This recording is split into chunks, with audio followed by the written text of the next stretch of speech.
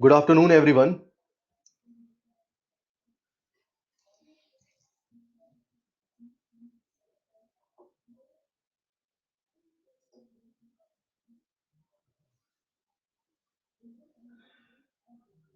क्या आप सब मुझे क्लियरली सुन पा रहे हैं? अगर आप मुझे क्लियरली सुन पा रहे हैं तो सबसे पहले Y टाइप करें। If I am audible clearly so please type Y। Right, बहुत अच्छे। क्या वीडियो आपको क्लियर दिख रहा है? वीडियो क्लियर दिख रहा है? अगर वीडियो आपको क्लियर दिख रहा है सो प्लीज टाइप Y। बहुत बढ़िया, बहुत बढ़िया। क्या आपको प्रेजेंटेशन पीपीटी क्लियर दिख रहा है? स्लाइड क्लियर दिख रहा है? All right, voice check, video check, presentation check, बहुत बढ़िया। Good afternoon everyone, good afternoon, good afternoon. कल हम लोग मोल कंसेप्ट स्टार्ट कर चुके थे और आज उसी के आगे की बात करेंगे। जैसा कि आप सब जानते हैं, ये जो हमारा चैप्टर है मोल कंसेप्ट, वो ढेर सारे न्यूमेरिकल से भरा हुआ है और इस चैप्टर का जो मजा है और वो जो इंटरेस्ट है वो न्यूमेरिकल में ही है। तो आज हम न्यूमेरिकल की शुरुआत करेंगे और ये न्यूमेरिकल का सिलसिला अगले कई क्लासों तक चलता रहेगा। राइट, सो क्लास स्टार्ट करने के पहले मैं कुछ आपको रूल्स बता दूं, कुछ नियम बता दूं न्यूमेरिकल्स करने के लिए, और प्लीज आप सब उसे फॉलो करें, ठीक है? जैसा कि हम लोग क्लास के बाद में हैंडआउट शेयर करते हैं, ठीक है? तो हैंडआउट में जब आज हम न्यूमेरिकल करेंगे तो सारे न्यूमेरिकल्स भी होंगे। जब आप न्यूमेरिकल्स करें तो क्वेश्चंस को लिखने की आवश्यकता नहीं है, सवालों को लिखने की आवश्यकता नहीं है, आप सीधे सवाल को सॉल्व करें। You don't need to write question on your notebook, just solve it, ठीक है? और आप सभी अटेम्प्ट करें। मैं जो प्रॉब्लम्स का सिलेक्शन करता हूं ना, वो ऐसे होते हैं। प्रॉब्लम सिंपल होते हैं लेकिन फिर भी बच्चा उसमें गलती करता है क्योंकि मैं उन कंसेप्ट सवाल को उठाता हूं जहां पर उसके कंसेप्ट्स, जहां पर वो अक्सर गलती करता है। तो आपको अपनी मिस्टेक्स को ऑब्जर्व करना है और सभी न्यूमेरिकल्स को सॉल्व करना है। राइट, सवाल लिखने की आवश्यकता नहीं है, आप सभी को सवाल अटेम्प्ट करना है, आप सभी को आंसर देना है, ठीक है? तो फिलहाल सबसे पहले हम वो बात कर लें हम कल क्या पढ़ रहे थे, ठीक है? तो आगे बढ़ने के पहले अपन कल की बात कर लें। कल अपन ने डिस्कस किया था मोल होता क्या है। ये कल की क्लास का है, ठीक है? 2 मिनट लूंगा, मुझे उम्मीद है आप सबने रिवाइज किया होगा। कल अपन ने डिस्कस किया था मोल क्या होता है, किस प्रकार से हमने पता किया कार्बन 12 एटम के 12 ग्राम में कितने नंबर ऑफ एटम्स हैं। मोल और मोल पे बात करी थी, मोल कितना बड़ा नंबर है, फील ऑफ मोल। मोल को समझा था तो मैंने आपको यहाँ पे दो कंसेप्ट बताए थे। एक, दुनिया में किसी भी सब्सटेंस के 1 मोल का जो वेट होता है उसके एटॉमिक वेट या मॉलिक्यूलर वेट के बराबर होता है ग्राम में, या अगर किसी सब्सटेंस का वेट उसके एटॉमिक वेट या मॉलिक्यूलर वेट के बराबर है ग्राम में, तो आपको समझ जाना है वो 1 मोल है। दूसरा, मैंने यहाँ पे पॉइंट डिस्कस किया था कि भाई कितने सारे मोल निकालने के फॉर्मूले हैं। जैसा डाटा दिया होगा वैसा मोल निकालने का फॉर्मूला होगा, वेट के फॉर्म में, वॉल्यूम के फॉर्म में, नंबर ऑफ पार्टिकल के फॉर्म में। फिर सवाल आया सर एटॉमिक मास क्या होता है, एटॉमिक मास मेजर कैसे करें। यहां जो सबसे इंपॉर्टेंट बात आपको दिमाग में रखनी वो ये कि atomic mass relative atomic mass ही होता है। जिसे आप एटॉमिक मास जानते हैं, आपसे पूछा गया नाइट्रोजन का एटॉमिक मास कितना है तो आप सब कहते हैं 14 mu। मेरा कहने का मतलब है जो आप जानते हैं, जिसे आप एटॉमिक मास कहते हैं, वास्तव में वही रिलेटिव एटॉमिक मास है। जिसे आप मॉलिक्यूलर मास कहते हैं एएमयू में, वास्तव में वही रिलेटिव मॉलिक्यूलर मास है। तो अगर किसी न्यूमेरिकल प्रॉब्लम में ये नहीं लिखा हो, सिंपल आपसे एटॉमिक मास या मॉलिक्यूलर मास पूछा हो, तो आंसर आपका एएमयू में ही जाएगा। अगर सवाल ने एक्चुअल एटॉमिक मास या एक्चुअल मॉलिक्यूलर मास पूछना है तो वो सवाल में लिखेगा और तब आपको बताना होगा एक्चुअल एटॉमिक मास या एक्चुअल मॉलिक्यूलर मास ग्राम में या 1/Na के फॉर्म में। तो मैंने यहां पे आपको बताया था किस प्रकार से 1 AMU की वैल्यू ग्राम में कितनी होती है। राइट, फिर अपन आ गए थे कि एटॉमिक मास जो है बेसिकली रिलेटिव एटॉमिक मास है, और जब भी एक्चुअल मास होगा उसे हम किसमें लिखेंगे, ग्राम में। ये था हमारा कल का लास्ट क्लास। राइट, आज स्टार्ट करते हैं मोल कंसेप्ट लेक्चर 2, ठीक है? तो जैसा कि मैंने कहा यहाँ पे कुछ नए नए टर्म्स आ रहे हैं, तो उन्हीं टर्म्स के सिलसिले में एक नया टर्म्स हमारे सामने है, ग्राम एटॉमिक मास। जो नया टर्म्स है that is gram atomic mass, ठीक है? एटॉमिक मास को जब हम लिख देते हैं ग्राम में, एटॉमिक मास को जब हम लिख देते हैं ग्राम में, वही कहलाता है gram atomic mass. Atomic mass को जब हम लिख देते हैं ग्राम में, वही कहलाता है ग्राम एटॉमिक मास। सवाल है सर, आखिर एटॉमिक मास को हम क्यों लिख देते हैं ग्राम में? नाइट्रोजन का एटॉमिक मास है 14 AMU। अगर इसे हम लिख दे ग्राम में 14 ग्राम, तो यही इसका है ग्राम एटॉमिक मास। सर, इसे हमने ग्राम में क्यों लिख दिया, या ये ग्राम में क्यों लिखा जाता है? ठीक है, तो देखिए यार, एक एटम, ये एक एटम है, एक एटम का जो मास है वो AMU में है। मुझे उम्मीद है आप सब ध्यान से सुन रहे हैं, लिसन केयरफुली। ये एक एटम है, एक एटम, एक एटम का मास AMU में लिखा जाता है। मान लीजिए मेरे पास Na एटम है। कितने एटम है? Na atom. तो अब जब Na एटम है, तो इतने एटम का मास कितना होगा, राइट? तो इसको मैं ऐसे कह रहा हूं कि एक एटम का मास है 14 AMU। अपने को पता करना है atomic mass of 1 mole atom, है ना? अपने को पता करना है 1 मोल एटम का मास। तो एक एटम का मास कितना है? 14 AMU। तो 14 इंटू 1 AMU इंटू Na। क्यों? क्योंकि हम किसका पता कर रहे हैं? 1 मोल का। ये हो जाएगा 14 इंटू 1 AMU। 1 AMU को अपन कन्वर्ट कर रहे हैं ग्राम में, तो 1.67 इंटू 10 की power -24 gram into Avogadro number 6.022 into 10 की पावर 23। बोलो हाँ यार, इसकी कोई यूनिट नहीं है। इसकी यूनिट क्या है? ग्राम। ये महज एक नंबर है, मतलब जो भी मल्टीप्लाई होके आएगा यूनिट तो ग्राम ही आएगी। बोलो हाँ या ना? यहाँ पे आता है एक जादू, यहाँ पे आता है एक मैजिक। जब आप इस नंबर और इस नंबर को मल्टीप्लाई करते हो ना बच्चों, तो ये बन जाता है 1, ये बन जाता है 1। तो कहीं ना कहीं ये लिखा है 14 ग्राम। मतलब जो ग्राम एटॉमिक मास है, जो ग्राम एटॉमिक मास है, वो 1 मोल एटम का मास है। और जो कि मैंने लास्ट क्लास में भी कहा था कि 1 मोल एटम का मास उसके एटॉमिक मास के बराबर ही होता है, लेकिन ग्राम में। 1 मोल मॉलिक्यूल का मास उसके मॉलिक्यूलर मास के बराबर ही होता है, लेकिन ग्राम में। तो जब कभी ग्राम एटॉमिक मास लिखा है, इसका मतलब है कि वो 1 मोल का मास लिखा है। जब कभी ग्राम एटॉमिक मास लिखा है, इसका मतलब वो 1 मोल का मास लिखा है, या 1 मोल का मास ग्राम एटॉमिक मास ही है, या मोल 1 मोल का मास ग्राम में लिखा जाएगा और वो उसके एटॉमिक मास या मॉलिक्यूलर मास के बराबर होगा, लेकिन ग्राम। क्लियर?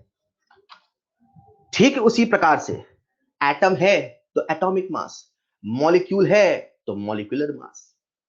अगर किसी मॉलिक्यूल का CO2 H2O, अगर एक मॉलिक्यूल है, एक मॉलिक्यूल, तो इसका मास कितना होगा बच्चों? AMU में। इसका मास कितना होगा बच्चों? AMU में। इसका हो गया 44 AMU, इसका होगा 18 AMU। लेकिन अगर कभी ये मॉलिक्यूल 1 मोल होगा, लेकिन अगर कभी ये मॉलिक्यूल 1 मोल होगा, तो अब इस मॉलिक्यूल का मास AMU में नहीं ग्राम में होगा, क्योंकि हम सब जानते हैं 1 AMU इंटू Na होता है 1 ग्राम। 1 AMU इंटू Na होता है 1 gram. Very very very important relation, very important relation. 1 AMU into Na होता है 1 ग्राम। ग्राम मॉलिक्यूलर मास जब ग्राम में लिख दें, इसका मतलब है उसे हमने किस में लिखा है? 1 मोल में।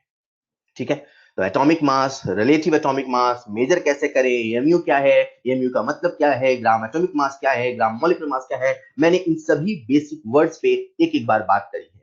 आपको पता तो होता है, लेकिन आप कंफ्यूज होते हो। जब आप नंबर ऑफ मोल्स का फॉर्मूला लिखते हो, तो लिखते हो weight in grams upon molecular weight, और मॉलिक्यूलर वेट की जगह आप लिखते हो 18 ग्राम। जाने अनजाने में अगर कोई आपसे पूछ दे कि बेटा आपने यहाँ ग्राम क्यों लिखा, एमयू क्यों नहीं लिखा, तो आप बता नहीं पाते। तो याद रखिएगा, जब हम नंबर ऑफ मोल्स के फॉर्मूले लिखते हैं, weight in grams upon molecular mass, जो मैंने आपको कल की क्लास में बताया था, तो यहां पे जो मॉलिक्यूलर वेट लिखा जाता है, जो एटॉमिक वेट लिखा जाता है, सच में वो ग्राम मॉलिक्यूलर वेट है, सच में वो ग्राम एटॉमिक वेट है। Is this clear? राइट? तो ये थे कुछ बेसिक टर्म्स। हम आगे बढ़ते हैं। अब धीरे धीरे हम न्यूमेरिकल्स की तरफ बढ़ रहे हैं, लेकिन न्यूमेरिकल्स पे बात करने के पहले मैं आपको यहाँ पे 2 टर्म्स बता दूं जो अक्सर न्यूमेरिकल में इस्तेमाल होता है। मैं कहूंगा ये जो स्लाइड है, this slide is very very important. ठीक है, ये बहुत इंपॉर्टेंट स्लाइड है और आपको याद होनी चाहिए ये सारी बातें। ये है न्यूमेरिकल प्रॉब्लम के लिए, terms for numerical problem. Numerical problem में कभी कभी हम लोग लिख देते हैं 1 ग्राम एटम, तो बच्चा सोचता है एटम का 1 ग्राम है। नहीं, ये एटम का 1 ग्राम नहीं है। अगर सवाल को बोलना होगा कि उस पर्टिकुलर स्पीसीज का 1 ग्राम है, तो सवाल लिखेगा, सवाल कहेगा 1 ग्राम ऑफ एटम। ये ऑफ नहीं लिखा है, यहां पे क्या लिखा है? 1 ग्राम एटम। और 1 ग्राम एटम है तो आपको समझ जाना है ये 1 मोल एटम। ठीक उसी प्रकार से अगर लिखा मिले 1 ग्राम मॉलिक्यूल, इसका मतलब है 1 मोल मॉलिक्यूल। अगर सवाल को बताना होगा कि उसका वेट 1 ग्राम है, उसका वेट 1 ग्राम है, तो वहां लिखा जाएगा 1 ग्राम ऑफ एटम या 1 ग्राम ऑफ मॉलिक्यूल या x gram of that particular species. लेकिन अगर ग्राम एटम लिखा है या ग्राम मॉलिक्यूल लिखा है, तो आपको समझ जाना है वो वेट नहीं, वो मोल है। मैंने कहा x ग्राम एटम ऑफ फला फला फला, तो आप क्या कहेंगे? अच्छा, उस फला फला का x मोल है। क्लियर? तो ग्राम एटम या ग्राम मॉलिक्यूल जो है ये मोल के रूप में इस्तेमाल होता है। ठीक है, और अपने को रिलेशन याद रखना है 1 AMU into Na is equal to 1 ग्राम। क्या आप सब तैयार हैं खेला खेलने के लिए? खेला मतलब न्यूमेरिकल्स। ठीक है, तो शुरू करें न्यूमेरिकल्स, शुरू करें क्या? ठीक है, आप सबके पास, बहुत अच्छे, आप सबके पास कॉपी पेन होना चाहिए और मुझे पूरी उम्मीद है आप सब सारे सारे सवाल के सही जवाब देंगे। ठीक है, शुरू के सवाल बिल्कुल बेसिक होंगे, फटाफट आंसर आने चाहिए, धीरे धीरे सवाल थोड़ा लेंदी होते जाएंगे। ऑलराइट, तो शुरू करते हैं हमारा आज का न्यूमेरिकल का सिलसिला।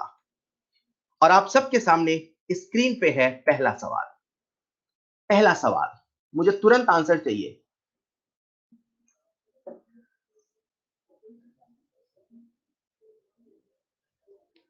First problem, what is the relative molecular mass of water? जितने बच्चे ऑनलाइन हैं यार, कुछ बच्चे गलत जवाब दिए, मैंने 2 आंसर गलत देखे अभी तक, बाकी सारे सही है।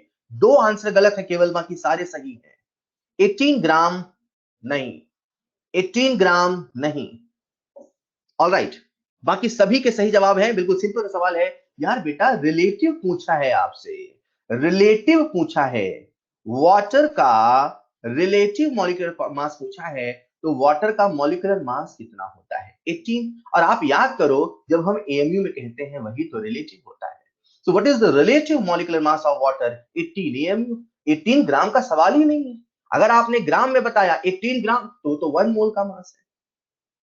Clear? Clear? 18 AMU। All right, no problem. अगले सवाल में तैयार रहे। अगले सवाल का आंसर मुझे आप सबसे चाहिए, बिल्कुल सही। और अगला सवाल है, what is the actual atomic mass of oxygen atom? What is the actual atomic mass of oxygen atom? एक ऑक्सीजन एटम है। ये तो मन में डाउट नहीं आए कि सर O2 है कि O है। यार मैंने लिखा हुआ है एटम। जब एटम लिखा हुआ है, इसका मतलब एक ऑक्सीजन है।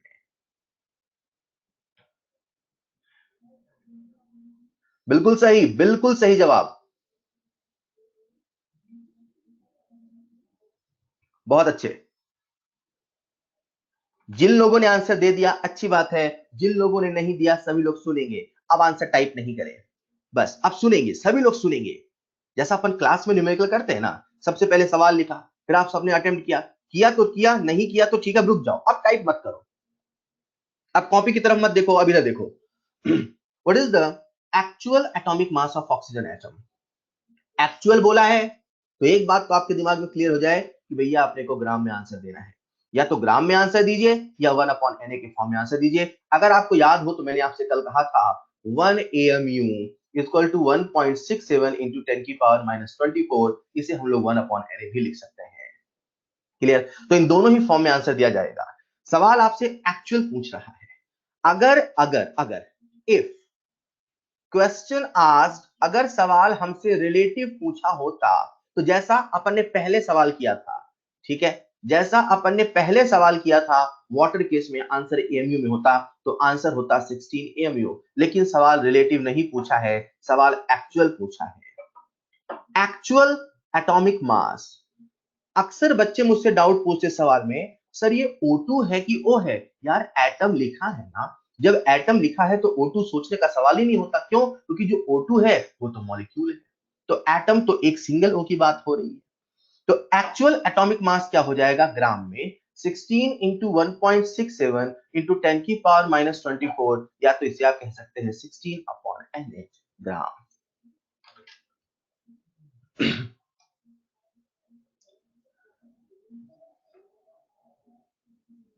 क्लियर है क्या? एक बच्चे ने मैसेज किया है, sir I am unable to see the screen. बेटा जिनको स्क्रीन नहीं दिख रही है प्लीज अपने गूगल क्रोम ब्राउजर को रिफ्रेश करो, रिफ्रेश करो, ठीक है? ऑलराइट, ये थे दो बेसिक सवाल। आइए बढ़ते हैं अगले सवाल की तरफ। फिर से गहरी सांस लेंगे और अगले सवाल का जवाब मुझे बिल्कुल सही चाहिए। बिल्कुल ओरल सवाल है, तुरंत आंसर देंगे, तुरंत आंसर। सवाल लिखने की आवश्यकता नहीं है, आंसर दे।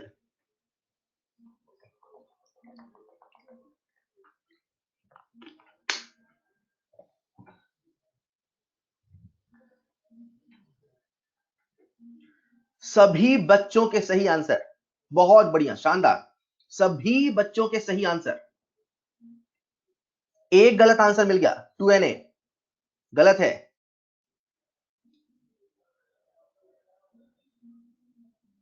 18Na। ऑलराइट, चलिए, जिन्होंने आंसर दे दिया बहुत अच्छी बात, जिन्होंने नहीं दिया फिर से मेरे साथ सीखेंगे। यार बेटा मैं बिल्कुल बेसिक सवाल से लेके चल रहा हूं, आप परेशान नहीं हो, आप मेरे साथ सीखें, आपसे सारे सवाल बनेंगे, ठीक है? सभी लोग बस आप टाइप करना बंद करें। Calculate number of moles of oxygen atom present in 18 grams of water. तो भैया जो वाटर है उसका वेट कितना है? उसका वेट है 18 ग्राम। बोलो हाँ या ना।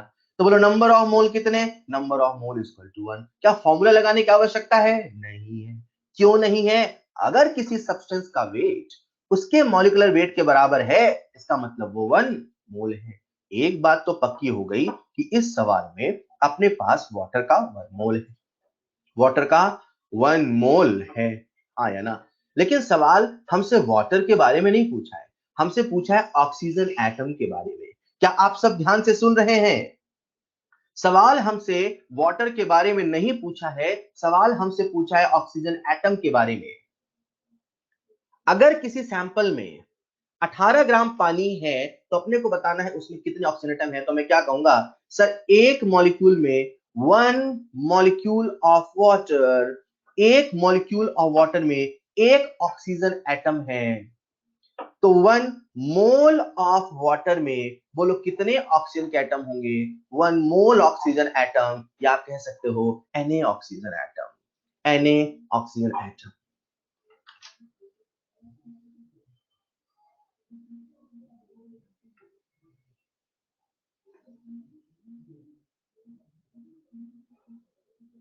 ऑलराइट बेटा, अगर किसी को स्क्रीन विजिबल नहीं हो रही है तो मैं अगली बार से जब क्वेश्चन स्लाइड पे शो करूंगा तो मैं उसे पढ़ भी दूंगा, ठीक है? ऑलराइट, क्या आप तैयार हैं अगले सवाल के लिए? अगले सवाल के लिए क्या आप तैयार हैं? पुराना सवाल भूल जाए, जब आपको हैंडआउट मिलेगा तभी से रिवाइज करना अगले सवाल के लिए। ऑलराइट, बहुत बढ़िया। Calculate number of molecules and number of atoms present in 4.8 gram ozone. Calculate number of molecules and number of atoms present in 4.8 gram ozone. सरल भाषा में समझाऊं तो अपने पास ओजोन का 4.8 ग्राम है। बताना है कि अगर ओजोन का 4.8 ग्राम है तो बताओ उसमें ओजोन के कितने मॉलिक्यूल हैं, उसमें कितने एटम हैं। ओजोन का एटम नहीं होगा, एटम तो ऑक्सीजन का होगा। तो आपको बताना है टोटल कितने एटम हैं और टोटल कितने मॉलिक्यूल हैं। बहुत अच्छे, सभी बच्चों का सही जवाब। क्योंकि सवाल बहुत सिंपल है, मैं बहुत टाइम नहीं लूंगा, सभी लोग देखिएगा इसका solution. Very very simple problem. यार अपने को वेट गिवन है, वेट कितना गिवन है? 4.8। तो हमारा फर्ज बनता है नंबर ऑफ मोल निकाल लें। नंबर ऑफ मोल के अपने पास 3 फॉर्मूले हैं, चलो वेट वाला फॉर्मूला लगाते हैं। Number of mole equal to weight in grams upon molecular weight. अरे ओजोन है, ओजोन का मॉलिक्यूलर वेट कितना होगा? 48। तो नंबर ऑफ मोल कितना आ गया 0.1। लो हमारे पास मोल आ गया। यह किसके मोल हैं? ओजोन के। तो किसके मॉलिक्यूल निकलेंगे? ओजोन के। तो यहां से कहूंगा मैं फर्स्ट पार्ट का answer number of molecules is equal to 0.1 mole is equal to 0.1 Na। Second part में आपसे पूछा है एटम। तो ओजोन के एक मॉलिक्यूल में कितने एटम हैं? 3 एटम्स ऑफ ऑक्सीजन। एक मॉलिक्यूल में कितने एटम हैं? 3 एटम्स ऑफ ऑक्सीजन एक मॉलिक्यूल में। पर मेरे पास एक मॉलिक्यूल नहीं है, मेरे पास है 0.1 Na मॉलिक्यूल ऑफ ओजोन। तो एक मॉलिक्यूल में 3 है, तो 0.1 Na ओजोन में कितने ऑक्सीजन होंगे? 3 into 0.1 Na oxygen atom. So answer is 0.3 Na।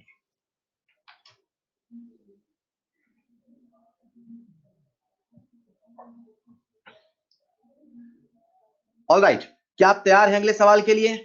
अगला सवाल आपकी स्क्रीन पर। अगला सवाल आपकी स्क्रीन पर। तुरंत आंसर चाहिए यार, सिंपल है। मैं इस सवाल में तुरंत आंसर चाह रहा हूं।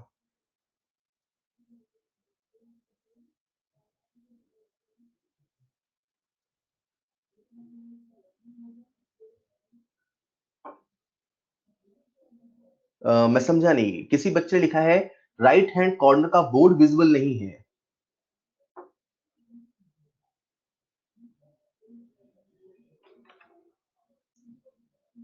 ये वाला एरिया विजिबल नहीं हो रहा क्या बेटा? ये वाला एरिया?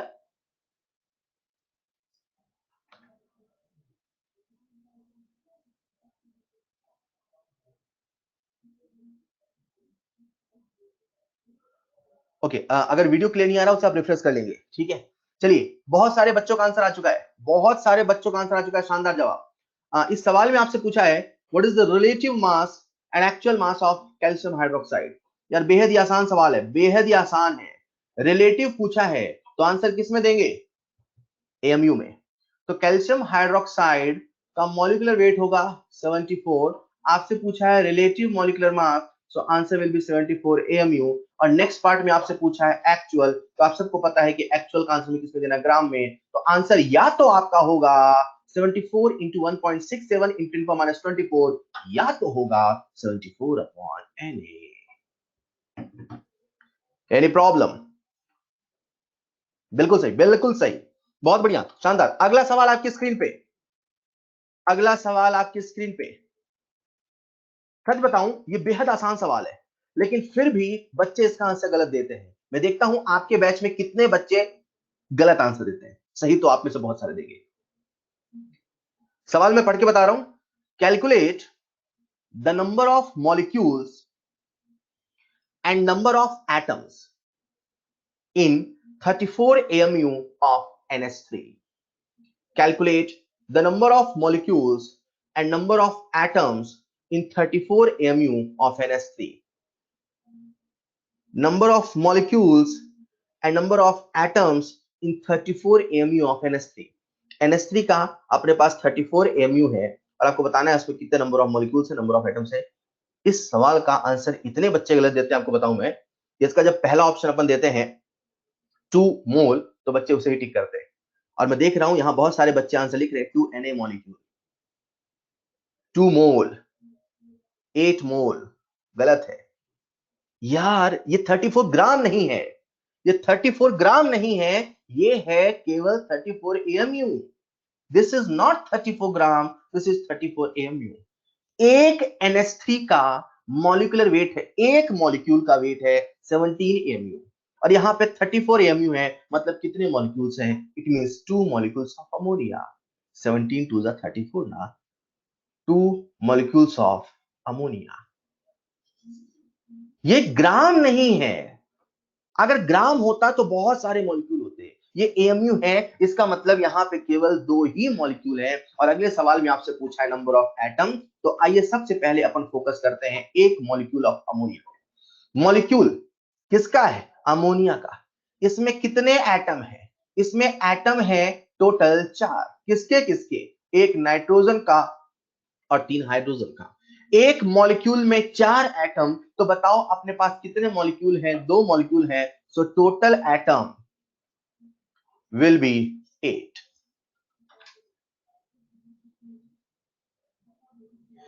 एक बार दोबारा बता दीजिए। ऑलराइट, सुनिएगा जरा ध्यान से। बच्चे यहां गलती क्या करते हैं, पहले मैं आपको गलती बता दूं, है ना, मिस्टेक। आप मिस्टेक क्या करते हैं पहले वो सुनो।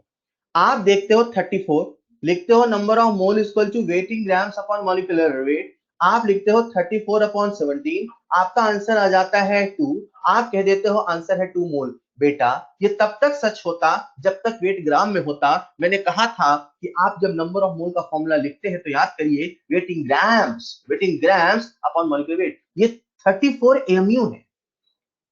एमयू कितनी छोटी यूनिट, याद करो। और हम एक एटम का, एक मॉलिक्यूल का मास किस पे लिखते हैं? एएमयू में लिखते हैं। तो ये 34 एएमयू है। ये कहने का मतलब है अमोनिया, ये अमोनिया का एक मॉलिक्यूल है, उसे अपन देख नहीं सकते, लेकिन फिर भी यहां बनाने की मैं कोशिश कर रहा हूं। ये एक मॉलिक्यूल है, एक मोल नहीं है।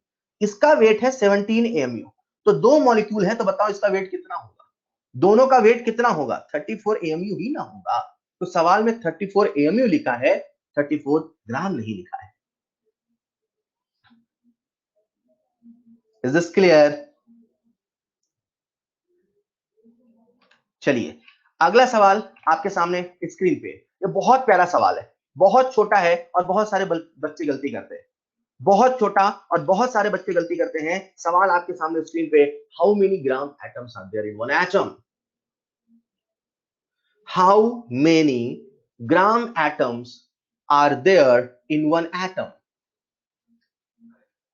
हाउ मेनी, कुछ ना कुछ गलत आंसर देते हैं, 2-3 तो गलत आंसर देते हैं। नहीं, अपने को 100% परफेक्ट चाहिए।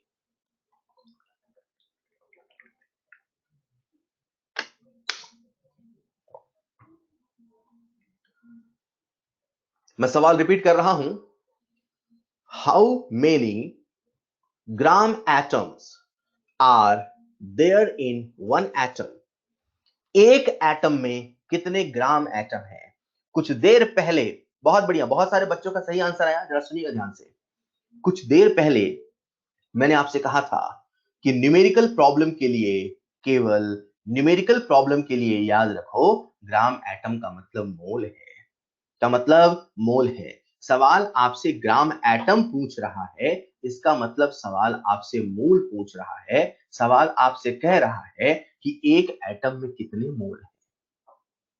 सवाल आपसे पूछ रहा है कि एक एटम में कितने मोल हैं। मुझे नंबर गिवन है और मोल पूछा है। मोल निकालने के 3 फॉर्मूले हुआ करते थे, एक वेट वाला, एक वेट वाला, एक वॉल्यूम वाला और एक नंबर वाला। बोलो हाँ या ना?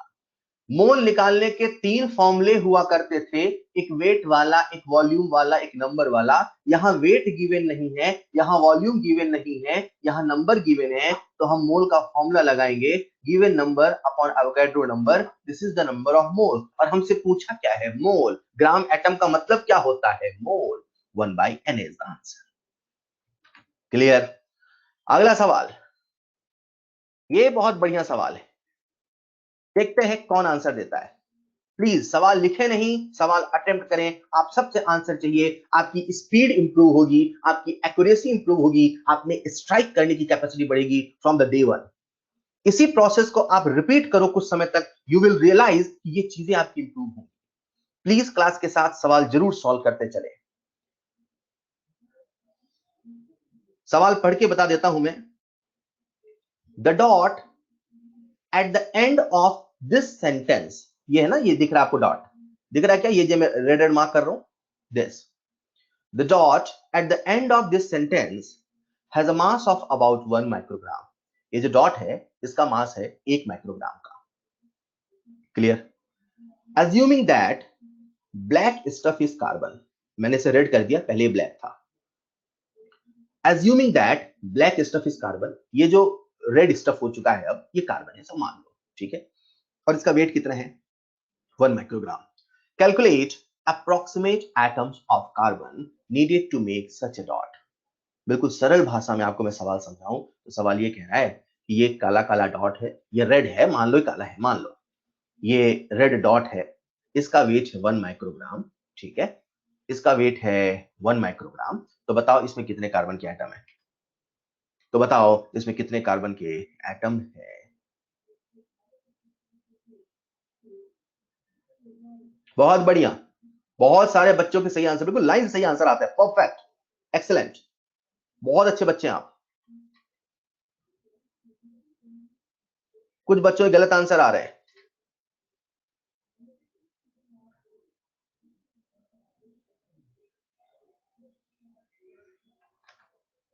ऑलराइट, चलिए सवाल आप सबने अटेम्प्ट किया।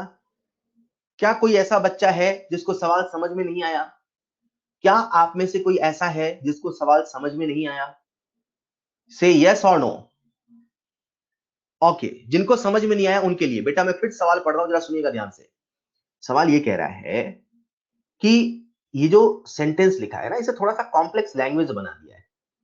ठीक है, the dot at the end of this sentence, ये सेंटेंस है, इस सेंटेंस के लास्ट में जो ये डॉट है, ये डॉट है ना, जिसे मैंने रेड मार्क कर दिया आपको दिखाने के लिए। The dot at the end of this sentence has a mass of about 1 microgram. ये जो रेड रेड डॉट है, जो मैं इसे आपको यहाँ पे जूम करके दिखा रहा हूँ, ये जूम करके दिखा रहा हूँ, ठीक है, इसका जो वेट है वो 1 माइक्रोग्राम है।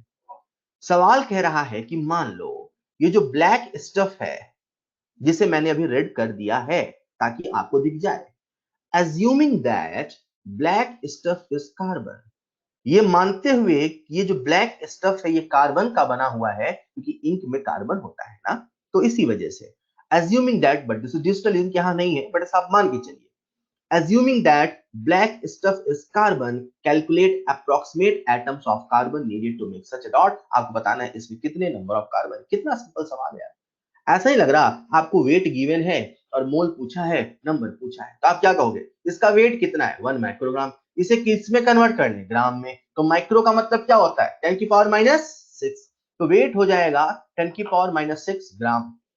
यस और नो, ये हो गया वेट। लेकिन सवाल हमसे वेट नहीं पूछा है, हमसे नंबर ऑफ कार्बन एटम पूछा है, तो चलो पहले निकाल ले number of moles. So number of mole equal to weight in grams upon atomic weight. कौन है, कार्बन, कहां लिखा है, ये लिखा है, assuming that black stuff is carbon, इसमें कौन है, कार्बन, किसका एटॉमिक वेट, कार्बन का, कितना होता है 12। नंबर ऑफ मोल्स आ गए, पर क्या हमसे मोल पूछा है, नहीं, हमसे क्या पूछा है, नंबर ऑफ एटम, तो मोल को किससे मल्टीप्लाई कर दे, अवोगाड्रो नंबर से, तो number of atoms, number of atoms is equal to 10 की power minus 6 upon 12 into 6 into 10 की पावर 23।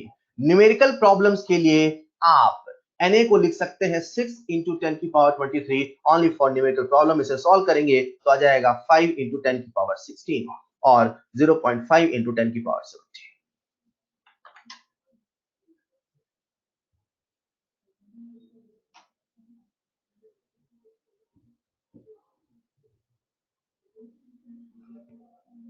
क्लियर है क्या? चलिए गहरी सांस ले, अगला सवाल, अगला सवाल देखते हैं कौन सही आंसर देता है पहली बार में, पहली बार में कौन सही आंसर देता है, मैं नाम पढ़ रहा हूं, कौन सही आंसर देता है पहली बार में। Which of the following have maximum number of chlorine atoms?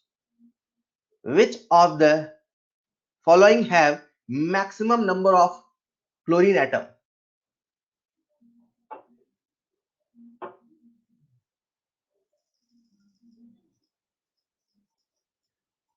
सबसे पहले सही आंसर देने वाले बच्चे का नाम है, सबसे पहले जिसने सही आंसर दिया, इतिका त्रिवेदी। सबसे पहला आंसर दिया है किसी दूसरे बच्चे ने, पर उसका आंसर सही नहीं है, लेकिन जो सही आंसर है, सच बताऊं तो किसी का सही आंसर नहीं, सच बताऊं तो किसी का सही आंसर नहीं। अरे वाह, the first correct answer is Tania. सबसे पहला सही आंसर दिया है तानिया ने। ठीक है, आप सब कर क्या रहे हैं, आप सब इन दोनों ऑप्शन में टिक कर रहे हैं, ठीक है, लेकिन ऐसा भी तो हो सकता है कि दोनों में सेम नंबर ऑफ एटम हो, तो मैं इसको ऐसे बना देता हूं, option number 1 1, option number 2 2, option number 3 none of these, option number 4 both have same number of atoms, option number 4 both have same number of atoms। all right, बहुत ही basic सवाल है कि सच बताऊं, ये सवाल हम लोग अपने टेस्ट सीरीज देते थे और इस सवाल में बच्चे अक्सर गलती करते हैं। पता नहीं जल्दबाजी में करते हैं या क्यों करते हैं, बट सवाल बच्चे अक्सर गलती करते हैं। आप में से बहुत सारे बच्चों ने बिल्कुल सही आंसर दिया है। आइए देख लेते हैं दोनों में किसमें मैक्सिमम नंबर ऑफ एटम है। तो चलिए एटम कैलकुलेट करते हैं। सबसे पहले फर्स्ट ऑप्शन में 1 ग्राम ऑफ सीएल लिखा है। देखो 1 ग्राम सीएल नहीं लिखा, 1 ग्राम ऑफ सीएल, ठीक है। तो 1 ग्राम ऑफ सीएल है, तो number of mole equal to weight in grams upon atomic weight 35.5, right. अपने चाहिए नंबर, इसे अपन किससे मल्टीप्लाई कर दें, एन से, कोई दिक्कत। सेकंड ऑप्शन में आते हैं 1 ग्राम ऑफ Cl2, तो number of mole equal to weight in grams upon molecular weight 35.5 into 2, क्योंकि 2 क्लोरीन है ना यार। क्या आप सब सुन रहे हैं? लिखने मत पढ़िए, लिखिए मत, पहले सुनिए, न्यूमेरिकल्स लिखिए मत सुनिए। Cl2, तो Cl2 2 क्लोरीन है, 35.5 into 2, ये क्या है, मोल है। किसके मोल है, Cl2 की। लेकिन सवाल हमसे मोल नहीं पूछ रहा है, मॉलिक्यूल हमसे क्या पूछ रहा है, एटम। तो चलो पता करते हैं कि इतने मोल में कितने एटम है। चलो पता करते हैं इतने मोल्स ऑफ Cl2 में कितने एटम हैं। तो atom of Cl in Cl2 is equal to 1/35.5 into 2 sir 2 से क्यों मल्टीप्लाई किया यार, एक मॉलिक्यूल में कितने एटम, 2, तो इतने में कितने एटम इंटू 2, और साथ में आपको कर देना है इंटू Na, ताकि नंबर आ जाए। तो ये आ जाएगा अपने पास 1/35.5 इंटू Na। आप देख सकते हैं क्लियर कट, ये दोनों ही नंबर सेम है, इसका मतलब दोनों में इक्वल नंबर ऑफ एटम है।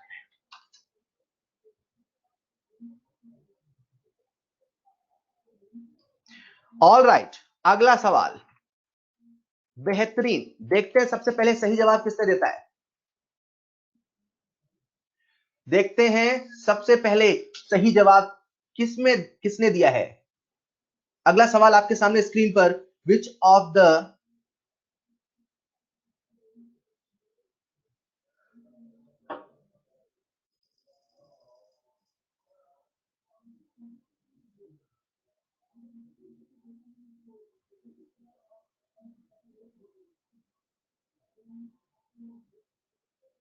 which of the following have maximum number of atoms, which of the following have maximum number of atoms, which of the following have maximum number of atoms।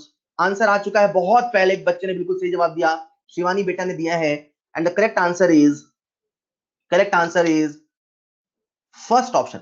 बहुत सारे बच्चों ने सही दिया, बहुत सारे बच्चों ने, पर अगेन मैं सबसे पहले की बात कर रहा हूं, है ना। बहुत सारे बच्चों ने सही आंसर दिया, बहुत अच्छे हैं आप।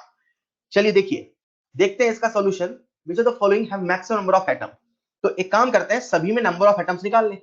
सबसे पहले देखते हैं first option. First option 8 grams of hydrogen है ना। तो नंबर ऑफ मोल्स निकाल लें, weight in grams upon molecular weight, कितना मोल आ गया, 4। तो नंबर ऑफ एटम्स निकाल लें, ये हाइड्रोजन के मोल्स आए। अब एटम निकाल लेते हैं। तो एटम्स, एक मॉलिक्यूल में कितने एटम, 2, कितने मोल है, 4, तो 4 into 2 इक्वल टू 8। एटम को कन्वर्ट कर दिया Na से मल्टीप्लाई करके 8 Na आ गया। तो पहले ऑप्शन में कितने एटम है बच्चों, 8 Na। आइए देखते हैं सेकंड ऑप्शन। सेकंड ऑप्शन में फिर से वही फॉर्मूला लगाया अपन ने, number of mole equal to weight in grams upon molecular weight. कितना मोल आया, 1, और हमसे पूछा मॉलिक्यूल नहीं, क्या पूछा है, एटम। एक मॉलिक्यूल में कितने एटम, 2, तो एक मोल में कितने एटम, 2 मोल, ये 2 मोल है।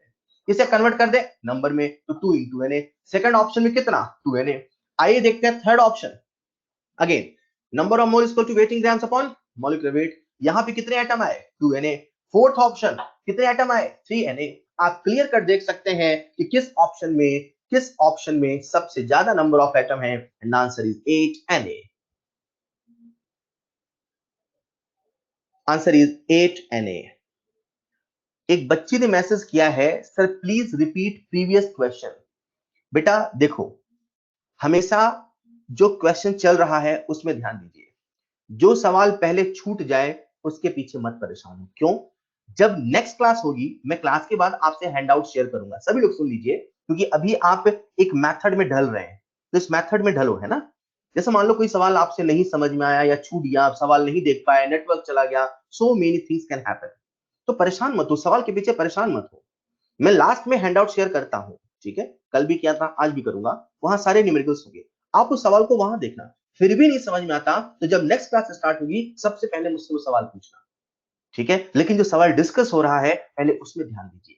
क्योंकि धीरे धीरे क्या होगा, मैं एक एक सवाल के कई सारे तरीके डिस्कस करूंगा, कई सारे पॉइंट डिस्कस करूंगा, तो it's better you synchronize with this method. Clear है क्या? तो जो छूट जाए उसके पीछे परेशान मत हो। अभी इस सवाल को देखो जो मैंने डिस्कस किया, इसका आंसर क्या है? First option 8 grams of hydrogen. Is this clear? तैयार है अगले सवाल के लिए? अगला सवाल आपके सामने स्क्रीन पर। ये जो सवाल है, मैं चाहूंगा इस सवाल का आंसर मुझे तुरंत मिले, सवाल बिल्कुल ओरल है, फिर भी आप फॉर्मूले लगाएंगे, अच्छी बात है।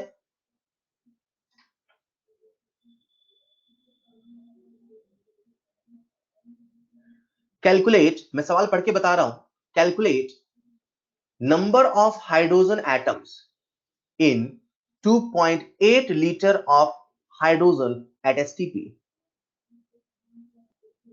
Calculate number of hydrogen atoms in 2.8 liter of hydrogen at STP. बेटा STP की कंडीशन है, आपसे हाइड्रोजन एटम का नंबर पूछा है, उसका वॉल्यूम दिया है 2.8 लीटर। कंडीशंस हो सकती हैं ऐसी, ये सवाल ही गलत हो, लेकिन फिलहाल अभी आपको गैस का एग्जिस्टेंस मानना है, आपको बिल्कुल अपने मेथड से मोल पता करके आंसर बताना है, क्योंकि ऑप्शन में ऐसा नहीं है कुछ कि ये कंडीशन है वो है। अभी फिलहाल आपको बताना है total number of atoms, total number of atoms. बहुत बढ़िया। कुछ बच्चे सही जवाब दे रहे हैं, एक बार सभी लोग देखिएगा मैं कैसे कर रहा हूं और कोशिश करिएगा इसे आप याद कर लो, ठीक है? सभी लोग एक बार देखिएगा अपनी स्क्रीन पे, देखो यार 22.4 लीटर, सभी लोग स्क्रीन देखिएगा, प्लीज टाइप करना बंद करिए। 22.4 लीटर मतलब 1 मोल, कंडीशन एसटीपी की है ना यार, इसे आप याद कर लो, क्योंकि अक्सर गैसेस के न्यूमेरिकल प्रॉब्लम में यही नंबर रिपीट होता है। 22.4 लीटर यानी कि 1 मोल, 22.4 का आधा 11.2 यानी कि हाफ मोल, 11.2 का आधा यानी कि 5.6, तो इसका भी आधा मतलब 1/4 मोल, इसे याद करो आप। 5.6 का आधा यानी कि 2.8, तो कितना? इसका भी आधा मतलब 1/8 मोल। इस नंबर को आपको याद रखना है, इसे सॉल्व नहीं करना पड़े। अगर आप सॉल्व करना चाहते हैं तो ऐसे कहेंगे, number of mole is equal to given volume upon 22.4, तो कहेंगे 2.8 अपॉन 22.4 व्हिच कम्स आउट 1/8, मतलब कितने मोल हो गए? 1/8। लेकिन मैं सजेस्ट करूंगा आप इस नंबर को याद रखें, जितने भी न्यूमेरिकल प्रॉब्लम आते हैं इन्हीं नंबर्स पे आते हैं, कभी 2.8 है तो कभी 0.28 होगा, तो कभी 0.56 होगा, कभी 5600, इसी में घूमता रहता है, पर नंबर यही होता है, ठीक है? तो इसे पहले याद कर लिया। ऑलराइट, तो हमने हाइड्रोजन के मोल निकाल लिए, हमने हाइड्रोजन के मोल निकाल लिए। सवाल हमसे हाइड्रोजन के मोल नहीं पूछा है, हमसे हाइड्रोजन के एटम पूछा है, ठीक है क्या? ये किसके मोल है? ये हाइड्रोजन के मोल है, लेकिन हमसे पूछा क्या है? एटम का नंबर। तो 1 molecule of hydrogen consist of 2 hydrogen atoms. H2 के एक मॉलिक्यूल में 2 हाइड्रोजन के एटम है, तो 1/8 मोल ऑफ H2 में होगा 2 into 1/8 मोल ऑफ हाइड्रोजन, बोले तो 1/4 मोल, बोले तो 1/4 Na of hydrogen. So answer will be Na/4, और आप कह सकते हैं 0.25 Na।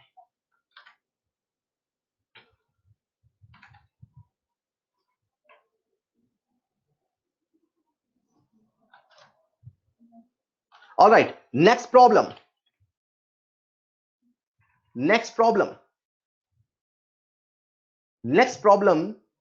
For 4.4 into 10 to the power minus 19 gram of CO2, calculate number of molecules and volume at STP. इस सवाल का जवाब किसी भी एक बच्चे गलत नहीं होना चाहिए। 4.4 into 10 to the power minus 19 grams of CO2, calculate number of molecules and volume at STP.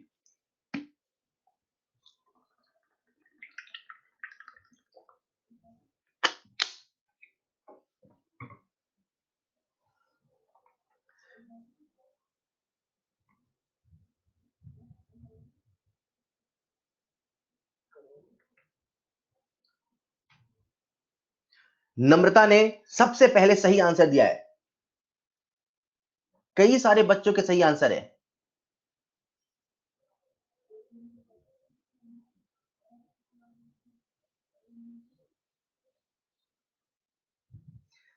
Alright, मुझे उम्मीद है ऐसा कोई भी बच्चा नहीं होगा जिसको ये सवाल समझ में नहीं आया होगा।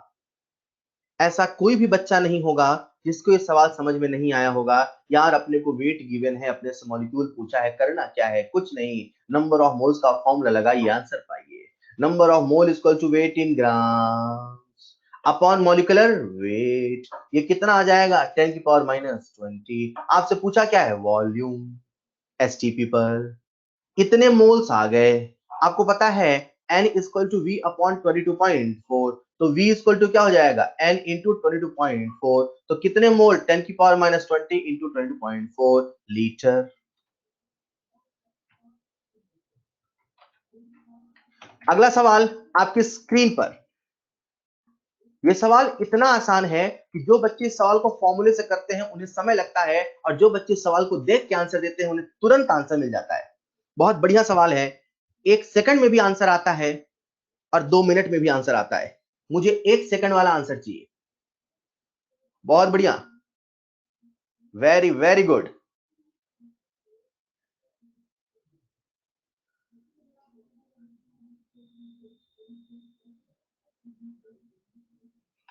चलिए एक बार मेरे साथ,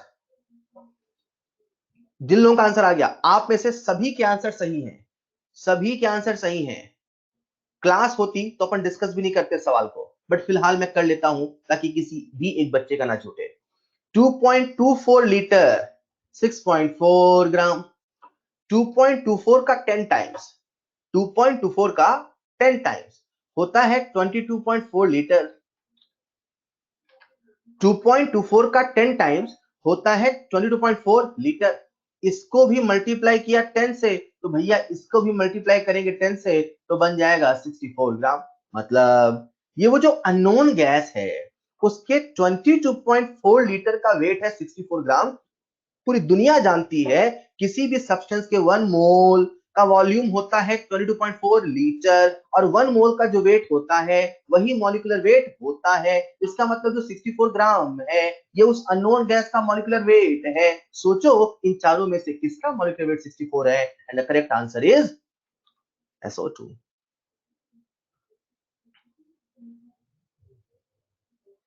वेरी गुड। अगला सवाल आपके सामने है स्क्रीन पर।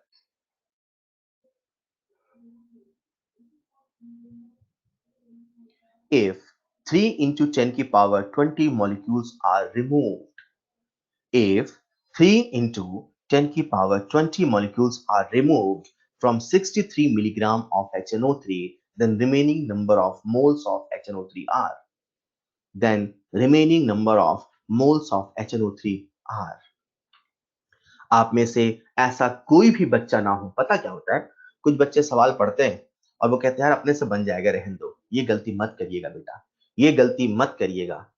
यू आर वेरी लकी कि पहले दिन से आप न्यूमेरिकल कर रहे हो, न्यूमेरिकल्स में आपकी ऐसी कमांड आएगी, आपको मजा आएगा। लेकिन प्लीज क्वेश्चन देख के आप ये ना कहो मुझसे बन जाएगा, गलत। आप सवाल को सॉल्व करो, करेक्ट आंसर आने तक ना रुको, भले ही सवाल कितना भी आसान हो, भले ही सवाल कितना भी मुश्किल हो, करेक्ट आंसर तक ना रुको। आपसे पूछा है कि remaining number of moles of HNO3 है ना, इसे मैं अगर डायग्राम की शक्ल में समझाऊं तो कुछ ऐसा सवाल है। अपने पास एक सैंपल है, इस सैंपल में HNO3 का 63 मिलीग्राम पहले से है, और इसमें से हमने कुछ रिमूव कर दिया है ना, तो माइनस लिख देता हूं। जो रिमूव किया वो रिमूव किया 3 इंटू 10 की पावर 20 मॉलिक्यूल्स। ठीक है, इतना अपन ने रिमूव किया, पहले इतना था, इतना हमने रिमूव कर दिया। बताओ कितना बच गया। ये तो बचपन का सवाल हो गया। 10 रेड बॉल्स थी, उसमें से 5 रेड बॉल्स रिमूव कर दी, बताओ कितनी रेड बॉल बची। बस फर्क इतना है, अब वही सवाल मोल की शक्ल में आ चुका है। बिल्कुल सही, आप में से बहुत सारे सही आंसर दे रहे हैं। सॉल्यूशन, इस सवाल का जो सॉल्यूशन है वो आपके सामने है। आप में से बहुत सारे बच्चों ने सही आंसर दिया है, and the correct answer is 0.5 into 10 की पावर -3। 0.5 इंटू 10 की पावर -3। 0.5 बस नहीं बेटा, 0.5 इंटू 10 की पावर -3। एक बच्चे ने पूछा सबसे पहले किसने दिया, हर बार सबसे पहले देख पाना पॉसिबल नहीं है, लेकिन फिर भी मैं आपको बताता हूं सबसे पहले सही आंसर किसने दिया।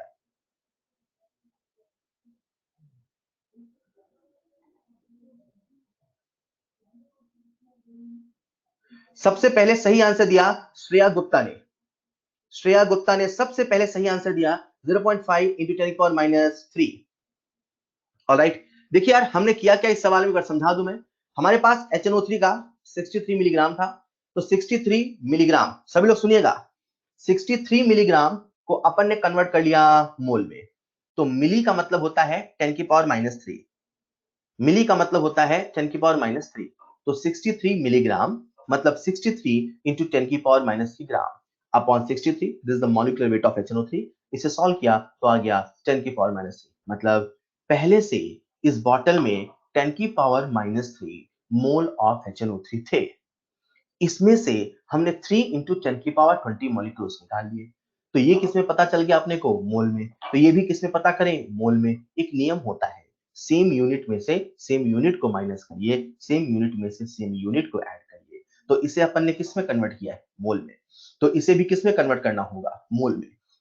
तो 3 इंटू 10⁻20 को हमने मोल में कन्वर्ट किया, एवोगाड्रो नंबर से डिवाइड किया, तो आ गया 0.5 इंटू 10⁻³ पहले इतना था, पहले इतना था, उसमें से इतना हमने रिमूव कर दिया।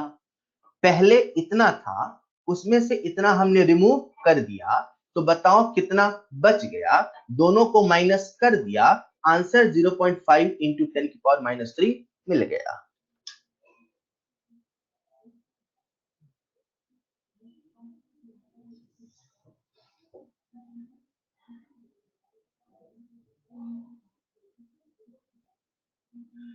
एक बच्चे ने कहा है सर क्या ये एक्सरसाइज क्वेश्चन है, ऐसा कुछ नहीं बेटा, सेलेक्टेड है, जहां आप गलती करते हैं, जहां आप परेशान होते हैं वो सवाल है, ठीक है।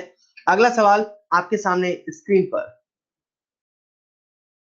4.2 milligram of nitride ion, 4.2 milligram of, एक बच्चे ने पूछा सर ये सारे क्वेश्चन नोट्स में करने, मैंने पहले ही कहा बेटा सवाल नोट्स में मत लिखिए, मैं आपसे हैंड आउट शेयर करूंगा, वहां सारे सवाल आपको मिल जाएंगे, इन क्वेश्चंस का पीडीएफ अपने पास रख लेना। You don't need to write question, please मेरे साथ बस आप सवाल सॉल्व करो, सवाल सॉल्व करो। मैं आपके अंदर एक्यूरेसी, स्पीड को डेवलप करना चाहता हूं, न्यूमेरिकल्स के प्रति इंटरेस्ट डेवलप करना चाहता हूं। क्वेश्चंस लिखने में टाइम मत गवाओ, मेरे साथ क्वेश्चन को सॉल्व करो। ये सारे सवाल आपको हैंडआउट मिलेंगे, नहीं मिलेंगे तो नेक्स्ट क्लास मिलेंगे, पिछली क्लास के जिनके नहीं मिले मैं अभी फिर से शेयर कर दूंगा, उसकी चिंता मत करो। अभी बस आप सवाल सॉल्व करने में ध्यान दो, आंसर सही निकालने में ध्यान दो।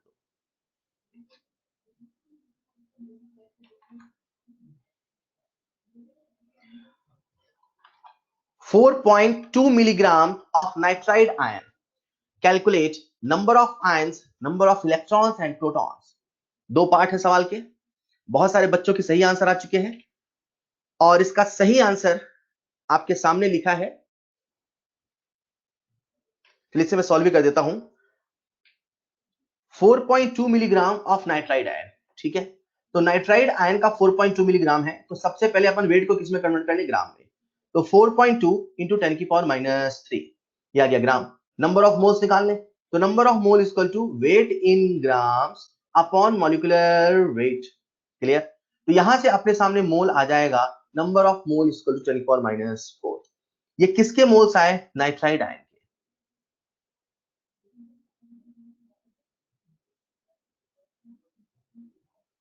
ये किसके मोल्स आए, नाइट्राइड आयन के। तो आयन कितने हो गए, 10⁻⁴। आयन कितने हो गए, 10⁻⁴। फिर आपसे पूछा है number of electron and number of proton. तो सबसे पहले अपन फोकस करते हैं एक आयन पे, ये है नाइट्राइड आयन, ठीक है। नाइट्रोजन का एटॉमिक नंबर होता है 7, इसका जो एटॉमिक नंबर होता है वो कितना होता है, 7। मतलब नंबर ऑफ प्रोटॉन कितने हो गए बेटा, 7। इसका मास नंबर होता है 14, इसका मतलब न्यूट्रॉन भी कितने हो गए, 7।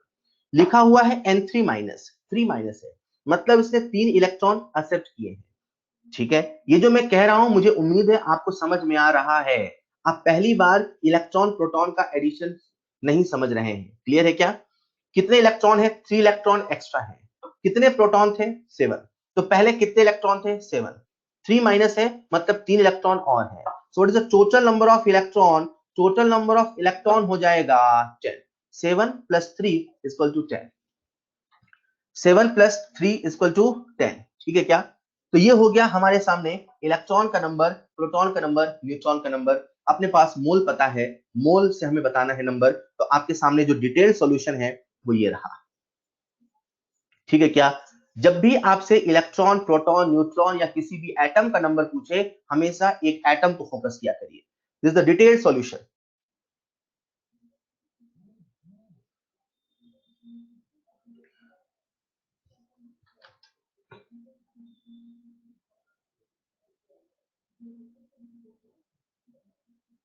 ओ सॉरी, शायद मैंने 42 लिख दिया था। सॉरी सॉरी सॉरी, ये N3- है। ठीक है, ये N3- है, नाइट्राइड आयन है ना, एक नाइट्रोजन है। सॉरी, ये N3- नहीं है, ये है N3-। ठीक है क्या? हाँ, ये ऐसा लिखा हुआ है, एक्चुअली में 3 ऊपर है इस वजह से। तो एटॉमिक मास इसका आएगा 14। सॉरी, तो 4.2 × 10⁻³ / 14। तो यहां से नंबर ऑफ मोल्स आएगा 3 × 10⁻⁴। So number of moles of nitride ion is 3 × 10⁻⁴। First part का आंसर नंबर ऑफ आयंस, इसका आंसर है 3 × 10⁻⁴। क्लियर है क्या? नेक्स्ट पार्ट में पूछा है नंबर ऑफ इलेक्ट्रॉन। तो एक आयन में कितने इलेक्ट्रॉन है? 10। एक आयन में कितने इलेक्ट्रॉन है? 10। तो अपने से पूछा है नंबर ऑफ आयंस। ठीक है क्या? तो मोल कितने हुए? 3। अपने से पूछा नंबर ऑफ इलेक्ट्रॉन, मोल कितने हुए? 3 × 10⁻⁴ into Avogadro number Na, multiply किया तो आ गया 1.8 × 10⁻20। 1.8 × 10⁻20 is the number of electron। Atom एक ही है, बिल्कुल सही, एटम एक ही है। नेक्स्ट पार्ट में पूछा है नंबर ऑफ प्रोटॉन्स। तो प्रोटॉन का नंबर पहले एक आयन में निकाल लिया, कितना हुआ? 7। हमारे पास कितने सारे मोल्स हैं? 3 × 10⁻⁴। 3 × 10⁻⁴। तो नंबर ऑफ प्रोटॉन आ गया 3 × 10⁻⁴ इंटू एवोगैड्रो नंबर इंटू 7।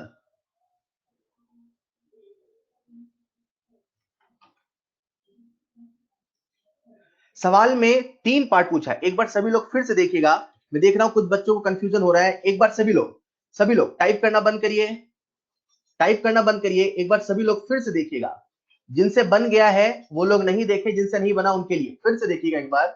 बेटा अपने पास नाइट्राइड आयन के 4.2 मिलीग्राम है, N3- के 4.2 मिलीग्राम है। इसका वेट कितना हो गया? 4.2 × 10⁻³ तो नंबर ऑफ मोल्स हो जाएगा weight in grams upon atomic weight. ये मॉलिक्यूल नहीं है, एटम है।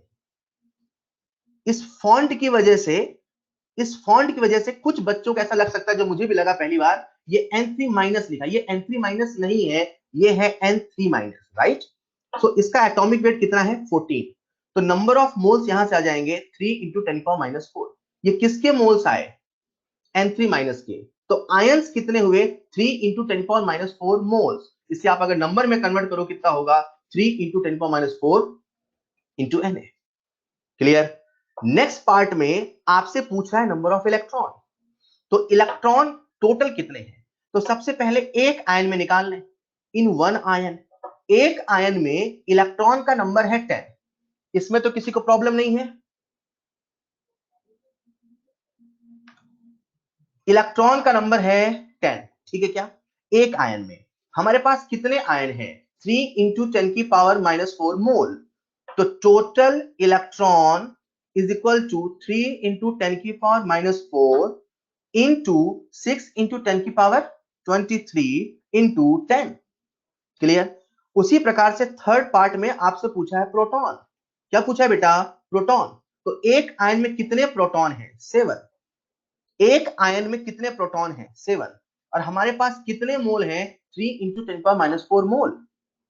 क्लियर? तो total proton is equal to 3 × 10⁻⁴ mole है। तो एवोगैड्रो नंबर से भी मल्टीप्लाई होगा, साथ में 7 से भी मल्टीप्लाई होगा। समझ में आया मैंने क्या बोला?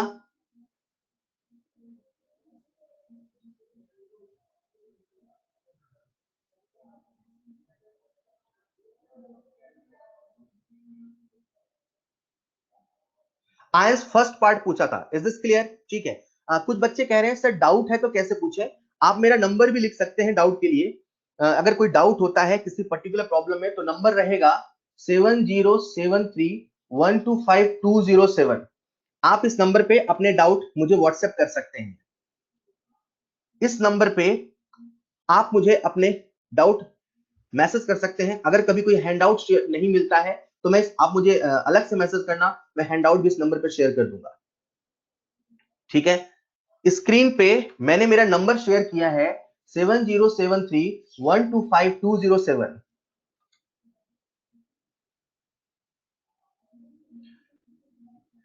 कुछ बच्चों को नहीं दिख रहा। 7073125207। Okay, all right. चलिए आगे बढ़ते हैं नेक्स्ट सवाल की तरफ। नेक्स्ट सवाल आप इसे होमवर्क में नोट कर लें। इसी के साथ आप नेक्स्ट क्लास का होमवर्क भी लिखिएगा। एक ये सवाल रहेगा होमवर्क में,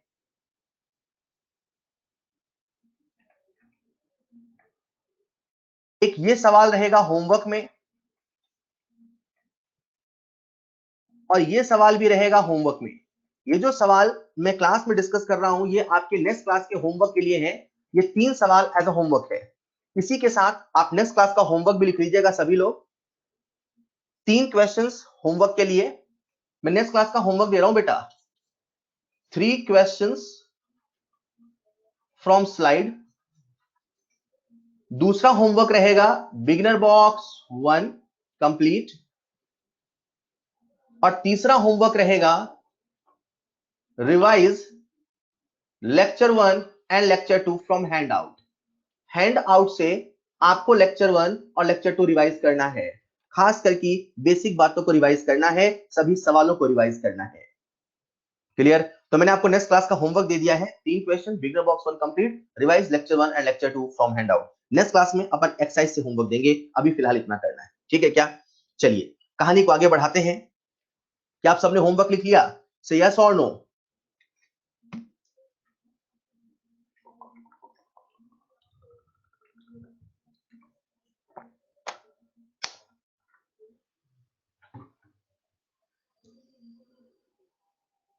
एक बच्चे कह रही है सर बिगिनर बॉक्स कहां है? बेटा मॉड्यूल में है।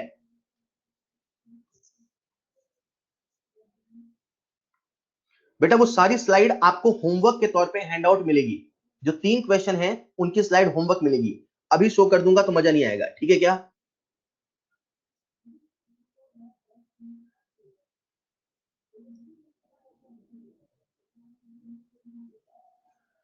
ओके, चलिए कहानी को आगे बढ़ाते हैं। यहां तक था अपना न्यूमेरिकल्स, और हमने कुछ मोल पे न्यूमेरिकल किए। अभी न्यूमेरिकल्स अपन ने स्टार्ट किया है। बहुत सारे सवाल हैं और आप इसी तरीके सवाल करते रहे। अभी आप सबने बहुत अच्छा अटेम्प्ट किया। मुझे पूरी उम्मीद है आप में से जितने बच्चे ऑनलाइन हैं सब के सब ने क्वेश्चन जरूर अटेम्प्ट किया होगा। फिर भी अगर कोई ऐसा बच्चा है जिसने मॉड्यूल कहाँ है सर? मॉड्यूल मिल जाएगा बेटा, डोंट वरी।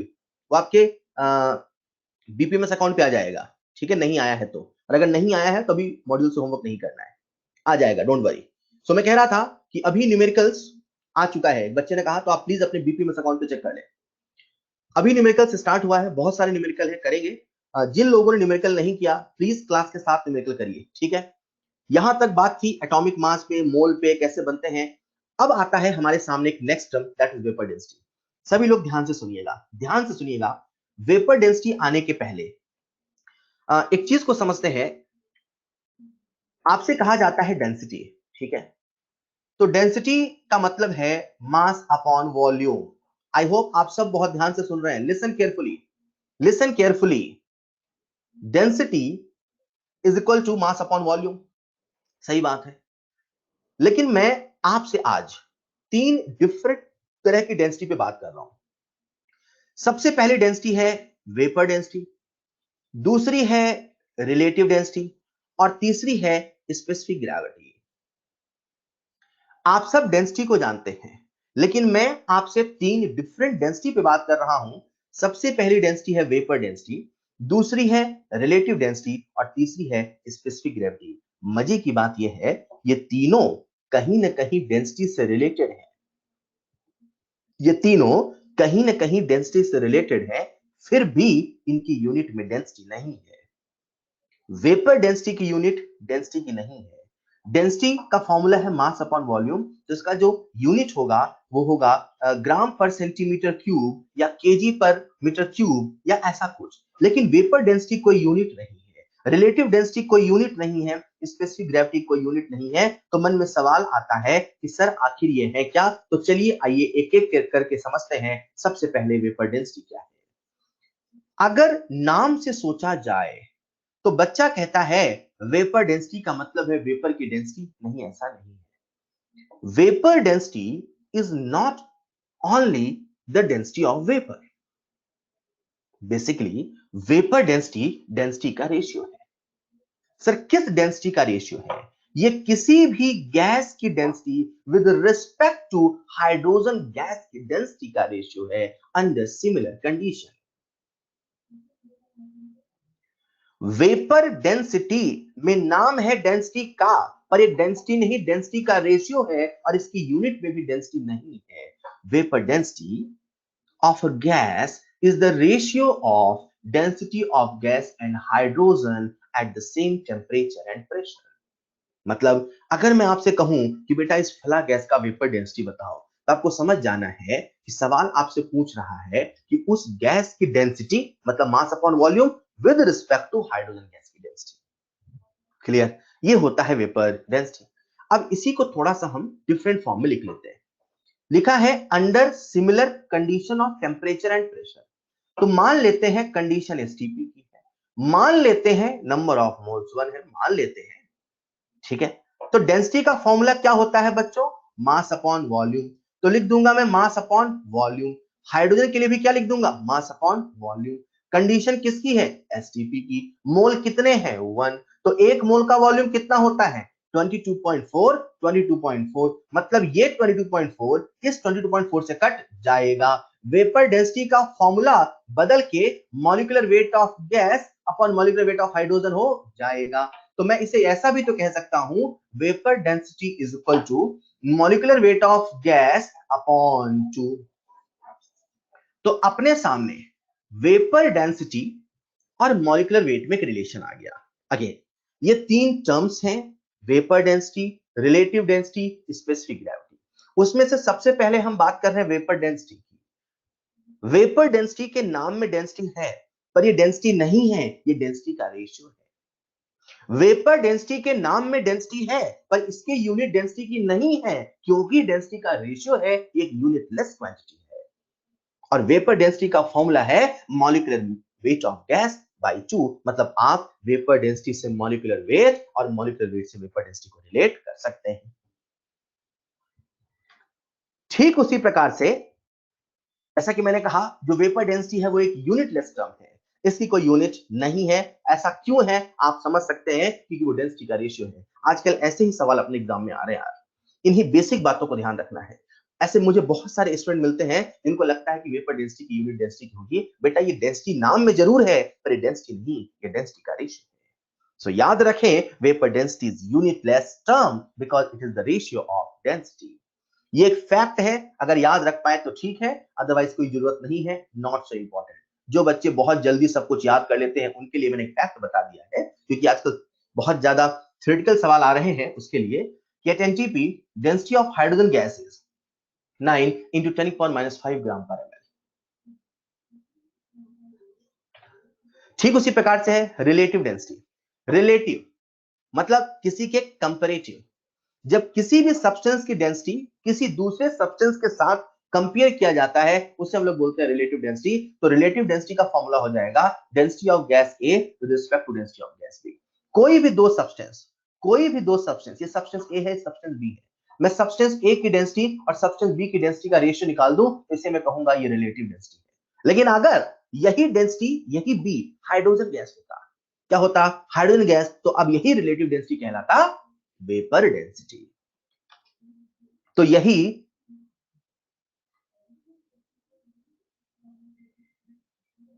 क्या मेरी आवाज सबको क्लियर आ रही है? क्या मेरी आवाज सबको क्लियर आ रही है? ऑलराइट, सबको क्लियर आ रही बेटा? सबको क्लियर आ रही है? ठीक है, वीडियो भी क्लियर आ रहा है, फाइन फाइन। तो रिलेटिव डेंसिटी, वेपर डेंसिटी का मतलब अपन ने सीखा, ये दोनों टर्म्स दिमाग में रखना पड़ेगा। उसी प्रकार से नेक्स्ट टर्म है स्पेसिफिक ग्रेविटी। यार एक बात बताऊं मैं आपको, रिलेटिव डेंसिटी में नाम डेंसिटी का है, वेपर डेंसिटी में नाम डेंसिटी का है, लेकिन फिर भी ये डेंसिटी का रेशियो है, ये भी डेंसिटी का रेशियो है। स्पेसिफिक ग्रेविटी में तो नाम भी डेंसिटी का नहीं है और ये भी डेंसिटी का रेशियो है। किसी भी सब्सटेंस की स्पेसिफिक ग्रेविटी होती है density of solution with respect to density of water. तो अपने सामने तीन टर्म आ चुके हैं। जब डेंसिटी हाइड्रोजन गैस के रिस्पेक्ट में हो उसे हम लोग कहते हैं वेपर डेंसिटी, जब डेंसिटी किसी दूसरे सब्सटेंस के रिस्पेक्ट में हो उसे हम लोग कहते हैं रिलेटिव डेंसिटी, और जब डेंसिटी वाटर के रिस्पेक्ट में हो उसे हम लोग कहते हैं स्पेसिफिक ग्रेविटी, उसे हम लोग कहते हैं specific gravity. Is this clear? तो ये था हमारे सामने तीन टर्म, और यहां पे आपको एक फॉर्मूला याद होना चाहिए, फॉर्मूला याद होना चाहिए, vapour density is equal to molecular mass upon 2। इस मोड पे अपने सारे कुछ और न्यूमेरिकल है, तो क्या कुछ और न्यूमेरिकल करना चाहेंगे? दो न्यूमेरिकल और, दो न्यूमेरिकल और, क्या आप रेडी हैं? तो आपके सामने लिखा है पहला सवाल बेटा, पहला सवाल। अगेन न्यूमेरिकल लिखने की कोशिश ना करें, इसका आंसर दें। The formula of a hypothetical gas is N2X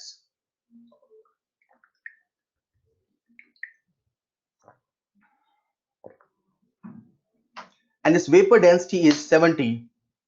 Find X. बहुत अच्छे, शानदार। 10 कहां से आ रहा है बेटा? 10 नहीं आ रहा है, 112। कौन सी कैलकुलेशन कर रहे हैं? कैलकुलेटर बाहर से मंगवाया है क्या? 70, 140, ओके, ऑल राइट। सवाल आपसे कह रहा है वैल्यू ऑफ एक्स। देखो यार, the formula of a hypothetical gas is N2X, ठीक है, एंड इट्स वेपर डेंसिटी 70। वो जो भी हाइपोथेटिकल कंपाउंड है N2X, उसका वेपर डेंसिटी गिवन है, वेपर डेंसिटी कितना गिवन है? 70। और हम सब जानते हैं वेपर डेंसिटी का फॉर्मूला होता है मॉलिक्यूलर वेट अपॉन 2। तो यहां से मॉलिक्यूलर वेट कितना आ जाएगा? 140। मॉलिक्यूलर वेट आ गया 140, किसका आया? N2X का। तो N2X मतलब अगर मैं इस मॉलिक्यूल का मॉलिक्यूलर वेट लिखूंगा तो कितना लिखूंगा? 28 इंटू एक्स ही तो लिखूंगा ना।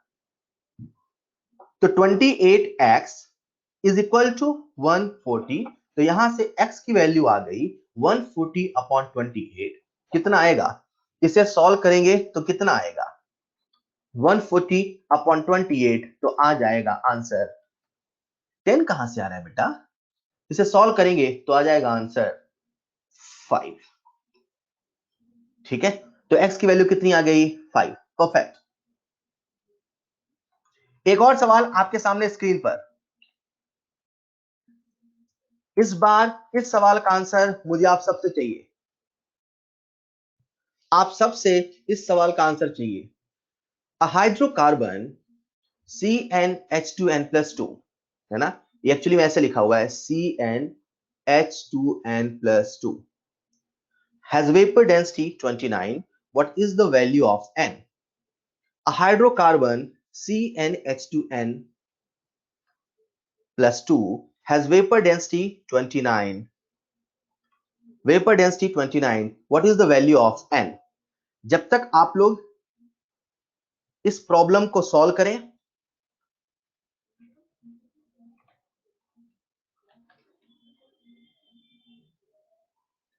What is the value of n? एक हाइड्रोकार्बन है, उसकी वेपर डेंसिटी गिवन है, आपसे n पूछा है, बहुत सारे बच्चों का आंसर आ चुका है, बहुत सारे बच्चे, वेरी गुड बेटा। ऑलराइट, देखिए करना कैसे है। हाइड्रोकार्बन है CnH2n+2, है ना, तो अपन क्या करते हैं, लिख लेते हैं इसका मॉलिक्यूलर वेट अपने फॉर्म में। तो कैसे लिखेंगे? 12n प्लस हाइड्रोजन है तो लिखेंगे 2n+2। सही है क्या? सही है क्या? इस कंपाउंड का जो हाइड्रोकार्बन है वो हम लोग लिखेंगे 12n प्लस 2n+2, राइट। तो ये हो जाएगा 14n+2। इसका वेपर डेंसिटी दे रखा है 29। वेपर डेंसिटी का फॉर्मूला होता है मॉलिक्यूलर वेट अपॉन 2। तो यहां से मॉलिक्यूलर वेट आ जाएगा, कितना आ जाएगा? 58। बिल्कुल सही। तो यहां से मॉलिक्यूलर वेट आ गया 58। इक्वेट कर दे 14n + 2 = 58। तो यहां से अपने पास आ गया 14n, सॉरी 58, सॉरी 58। तो यहां से अपने पास आ गया 14n = 56। तो n की वैल्यू कितनी आ गई बच्चों? n की वैल्यू कितनी आ गई बच्चों? कितने लोगों का आंसर आ गया? Raise your hand.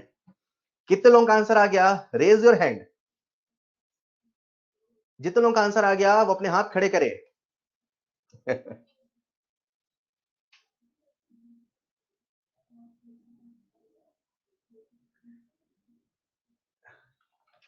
All right.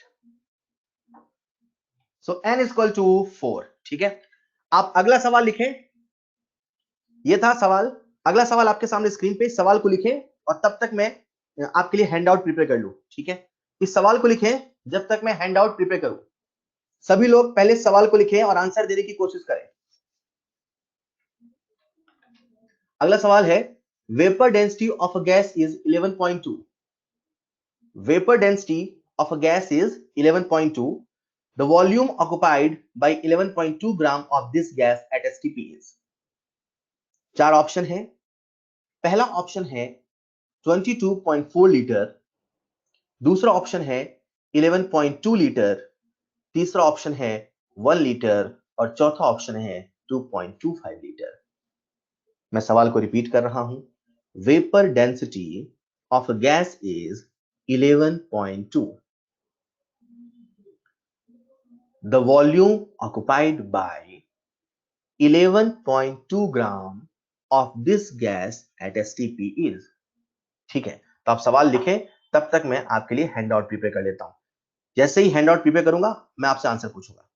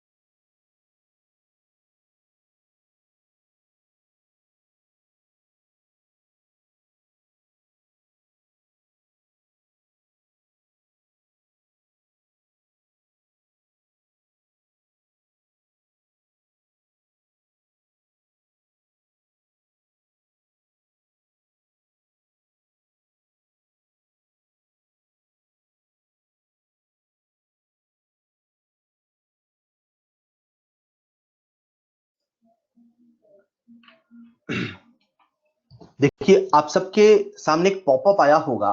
Hello hello, आवाज आ रही है क्या? आवाज आ रही है क्या?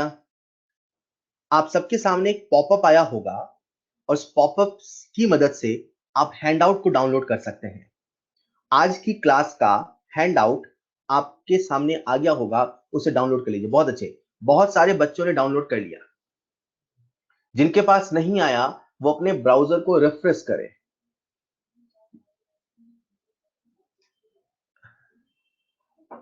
बेटा आप सबके सामने एक पॉपअप आया होगा, उसे डाउनलोड कर ले। ठीक है। कुछ बच्चे कह रहे हैं कल का हैंडआउट, तो मैं अब आपसे कल का हैंडआउट शेयर कर रहा हूं, राइट? मैं अब आपके साथ कल का हैंडआउट शेयर कर रहा हूं। जिनको नहीं मिला है वो कल का हैंडआउट भी डाउनलोड कर सकते हैं।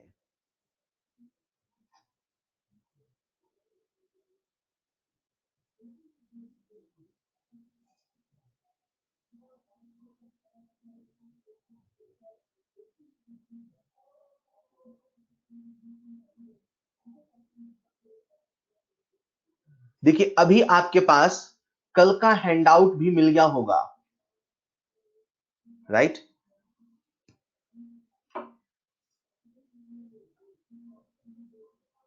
अभी आपके सामने कल का हैंडआउट भी आ गया होगा बेटा।